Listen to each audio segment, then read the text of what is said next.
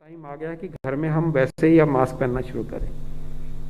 हम बाहर की बात करते थे, लेकिन संक्रमण जैसे है ज़्यादा है तो घर में भी बाई चांस किसी को आ गया है तो जहाँ तक हो के घर में भी जब हम किसी के साथ बैठे हैं तो मास्क लगाएं तो फ़ायदा है।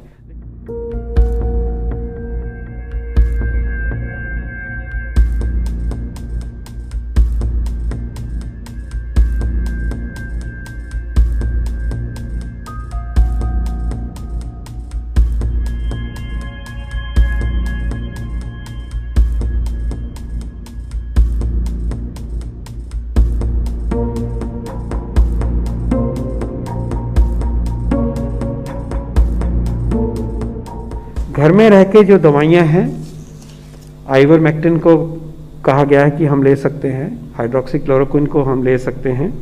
इसके अलावा अगर 5 दिन के से ज़्यादा खांसी रहती है तो ब्यूडेनेसाइड इन्हेलेशन से लेते हैं, वो आप ले सकते हैं। ये इन दवाइयों की भी चर्चा होनी चाहिए। हम दूसरी दवाइयों की चर्चा कर रहे हैं जो कि सिर्फ मामूली फ़ायदा, उम्मीद थोड़ी सी है, जिसके ऊपर मेन स्टे थेरेपी का नहीं है, उनकी चर्चा होनी चाहिए अपनी जगह पे। उनके लिए पैनिक नहीं होना चाहिए, ये भी सच्ची बात है। लेकिन इन दवाइयों को जिनको हमने घर में लेना है, पैरासीटामोल के साथ लेना है, गार्गल्स करने हैं, और आइवरमेक्टर, हाइड्रोक्सीक्लोरोक्विन जैसी दवाइयाँ जो पूरी तरह से उपलब्ध हैं, और उसमें नए प्रोटोकॉल में ब्यूडेनेसाइड को जोड़ा गया है कि वो लोकल हमें मदद करेगा खांसी के अगर रहती है 5वें दिन के बाद भी। मैं चाहूँगा कि इसकी भी बात हो। कोविड पॉजिटिविटी को रेमडेसिविर से ही नहीं जोड़ा जाए, टोसिलिजुमैब से ही नहीं जोड़ा जाए, ऑक्सीजन से ही नहीं जोड़ा जाए, इन चीज़ों पे भी जोड़ा जाए। इससे जुड़ने से वो नौबत आने की भी पॉसिबिलिटी कम होगी। और डॉक्टर साहब ने आज ये भी समझाया कि अगर हम उल्टा लेटते हैं घर में भी तो ऑक्सीजनेशन बेटर होती है। ये हम सब के लिए आज भी लागू है।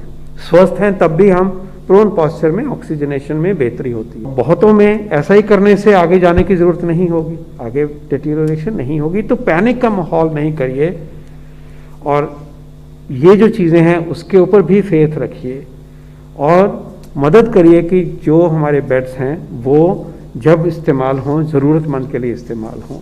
और पैनिक आने से हर सिस्टम के कैजुअलिटी में, इमरजेंसी में डॉक्टर्स पे प्रेशर पड़ता है और माहौल ठीक नहीं बनता। वो हम सब के लिए, समाज के लिए एक अच्छी बात नहीं है। कोई कोशिश करें, हम सब समझ सकते हैं कि ये क्यों होता है, लेकिन विनती है कि आप और हम सब मिलके घर में रह के जो इलाज करेंगे, तरीके से ठीक चीज़ों को अपनाएंगे, उसके ऊपर भी हम ध्यान देंगे। और ये भी याद रहे कि अगर घर में एक पॉजिटिव व्यक्ति है तो जैसे अभी दिखाया कि उसको बहुत ज़रूरी है कि वो मास्क पहने, क्योंकि वो फेंक रहा है वायरस बाकियों को। और बल्कि अब मैं कहना चाहूँगा कि सीधा टाइम आ गया है कि घर में हम वैसे ही अब मास्क पहनना शुरू करें। हम बाहर की बात करते थे, लेकिन संक्रमण जैसे है ज़्यादा है तो घर में भी बाई चांस किसी को आ गया है तो जहाँ तक हो के घर में भी जब हम किसी के साथ बैठे हैं तो मास्क लगाएं तो फ़ायदा है। लेकिन डेफिनेटली अगर कोई पॉजिटिव है उसको भी मास्क लगाना है, बाकियों को भी लगाना है, उसको दूसरे कमरों में रखना है। और अगर घर में ऐसी व्यवस्था की कमी है तो इतने आइसोलेशन केयर बेड्स बने हुए हैं, उनको हम कोरोना केयर सेंटर्स कहते हैं, या आइसोलेशन बेड्स हैं इसी तरह की मदद करने के लिए। बाहर ये जो क्वारंटाइन आइसोलेशन होती है घरों में नहीं होती थी, ये देश हमारे ने ही करके दिखाया और अच्छा फायदा हुआ।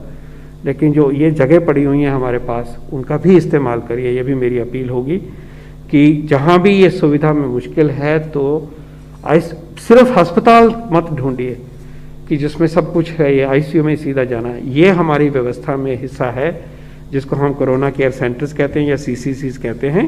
वहाँ उन व्यवस्थाओं को भी जोड़िए। और मैं विनती करूँगा राज्य सरकारों से कि ये वाला पार्ट है जहाँ की सिर्फ घर जैसी केयर है लेकिन मदद की जा रही है और वॉच किया जा रहा है, उसको भी अपनाया जाए और उसको भी बढ़ाया जाए।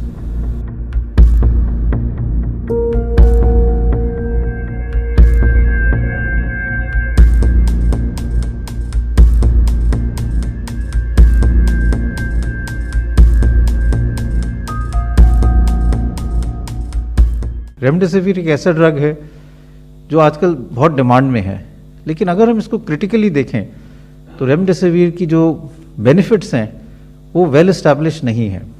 सबसे पहले जो रेमडेसिविर की स्टडी आई थी वो चाइना से ही आई थी, क्योंकि कोविड पैंडेमिक चाइना में ही शुरू हुआ था।